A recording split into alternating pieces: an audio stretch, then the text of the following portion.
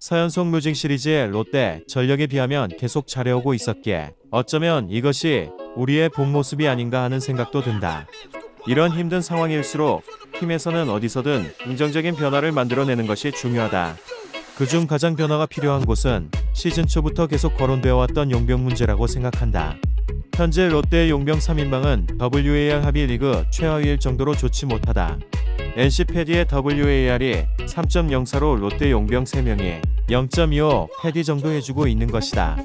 반즈는 그나마 퐁당퐁당하고 있지만 엄청 좋다고는 못할 정도이고, 스트레일리는 5월이 지난 이후 매번 용병이라고 보긴 어려운 투구로 나올 때마다 팀 불펜진에 피로를 더하고 있고, 렉스는 복귀 이후 영 힘을 못 쓰고 있다.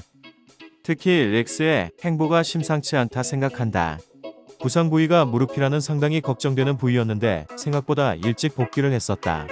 하지만 부상 부위에 대한 걱정대로 실제로 수비와 주루에서 컨디션이 그닥처럼 보였고 타격에까지 큰 영향이 가보였다. 복귀 이후 타율이 2할도 채 되지 않는데 무엇보다 심각한 건 이 기간 장타가 2루타 한 개로 장타가 아예 사라졌다는 점이었다.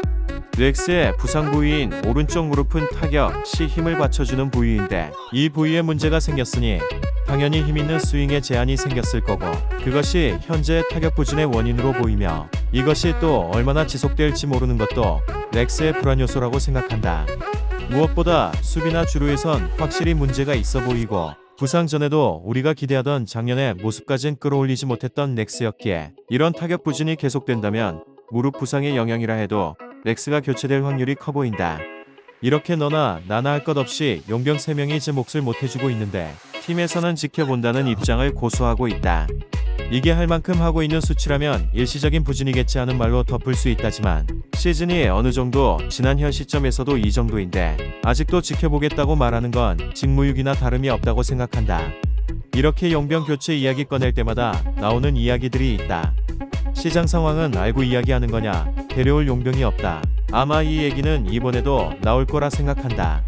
하지만 이런 주장들과 해외 시장 상황과는 반대되게 이미 올 시즌 KBO에서는 꽤 많은 용병 교체 사례가 있었다. 시즌 시작 2달 반 정도 지난 시점에서 벌써 6명의 교체 사례가 나왔다. 그리고 산체스와 엘리아스처럼 기존 용병 투수들보다 잘하는 대체 선수들도 나왔다.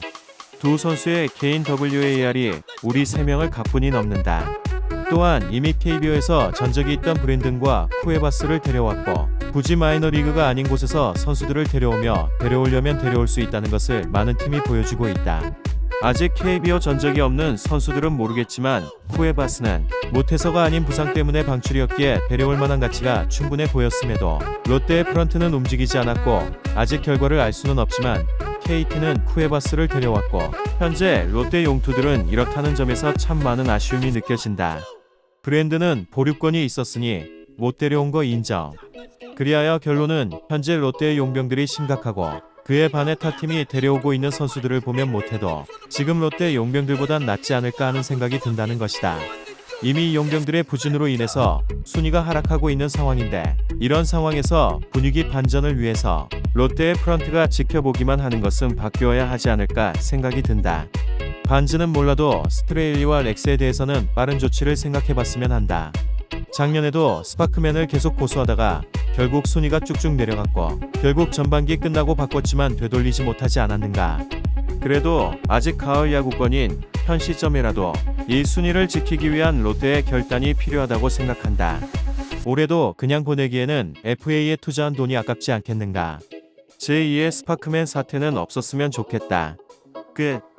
돌아와요